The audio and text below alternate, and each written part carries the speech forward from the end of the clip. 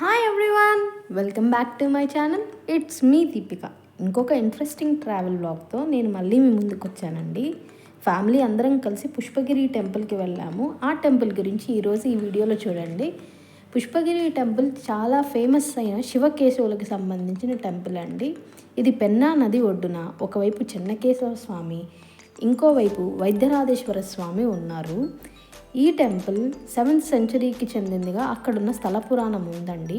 ఈ టెంపుల్లో స్వామి రామచంద్రుడు కూడా వచ్చి ఇరువైపులో ఉన్న చెన్నకేశవ స్వామికి, వైద్యనాథేశ్వర స్వామికి పూజలు చేస్తున్నట్టు ఎన్నో స్థల పురాణాలు ఉన్నాయండి. ఈ చెన్నకేశవ స్వామి టెంపుల్ అండ్ వైద్యనాథేశ్వర స్వామి టెంపుల్లో కోరుకున్న కోరికలన్నీ తీరుతాయని భక్తులు చెప్తుంటారు.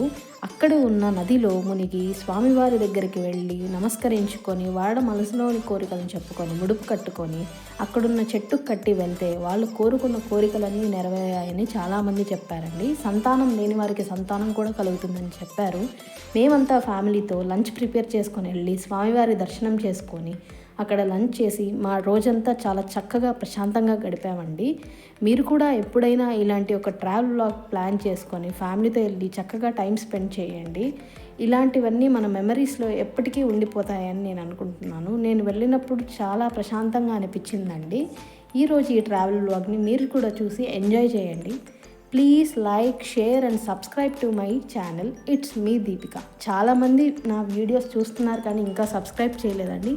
ప్లీజ్ నాకు మీ సపోర్ట్ ఇవ్వండి. నా వీడియోస్ అన్నిటిని మీకు రావాలంటే నోటిఫికేషన్ సింబల్ ఆన్ చేసుకోండి అండ్ నా ఛానల్ని సబ్స్క్రైబ్ చేసుకోండి. Thanks for watching.